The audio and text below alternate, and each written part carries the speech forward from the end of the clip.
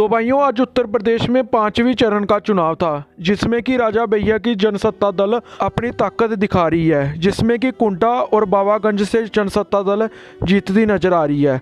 लेकिन सुबह से ही खबर मिल रही है कि समाजवादी पार्टी के कुछ लोगों द्वारा आरोप लगाया जा रहा है कि उनकी गाड़ियां तोड़ दी गई, उन पर हमला हुआ, जिसमें कि समाजवादी पार्टी के गुलशन यादव, जो कि राजा भैया के पैदल सैनिक रह चुके हैं, तो वो राजा भैया के चेले थे और जब से राजा भैया से अलग हुए हैं तो उन पर गलत टिप्पणी का प्रयोग भी करते हैं। लेकिन उन पर आज झूठा आरोप लगाया जा रहा है कि दबंग, जो कुंटा के दबंग जनसत्ता दल के कार्यकर्ताओं द्वारा उन पर हमला किया गया, फायरिंग की गई, एकदम मतलब जानलेवा हमला हुआ, 3 गाड़ियां तोड़ दी गई। रघुराज अपने हाथों से मारे, अपनी गाड़ी में उठा के ले गए। अक्षय प्रताप गोपाल भी था साथ में, ये सारे लोग थे। तो भाइयों, जब हमने हकीकत जानना चाही तो खबर मिल रही है कि ये हमला कैसे हुआ। गुलशन के कुछ कार्यकर्ताओं द्वारा बूथ पर कब्जा करने की कोशिश की।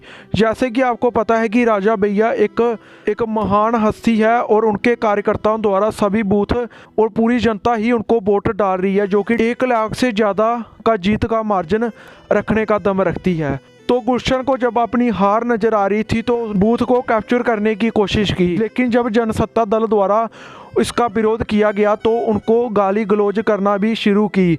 गाली देने पर जनसत्ता दल द्वारा उनको 4-5 जूते भी पड़े, क्योंकि गाली देना एक पाप है, अपराध है, जिसको देखते हुए वो सभी 9-2-11 भाग गए। और भागकर जब वे आगे गए तो उन्होंने पत्थर से अपनी गाड़ी के शीशे तोड़ दिए और झूठा आरोप लगाने लगे कि हमारे पर हमला हुआ, हमारे पर ये हुआ। तो भाइयों, इस खबर की हम पुष्टि तो नहीं करते, लेकिन सुनने में ये आ रहा है। तो भाइयों, राजा भैया बद्री के राजा होने के साथ गरीबों के मसीहा भी हैं और उनके पिताश्री आज भी बद्री रेलवे स्टेशन पर जो भी बाहर से कोई आता है तो उनको खाना खिलाते हैं। तो इतनी महान हस्ती हैं राजा भैया। तो भाइयों, समाजवादी पार्टी के जिलाध्यक्ष जो कि गलत आरोप लगा रहे थे, राजा भैया के चरण छूकर उनका आशीर्वाद लिया करते थे, क्योंकि राजा भैया एक क्षत्रिय राजा हैं, बदावर रियासत के राजा हैं।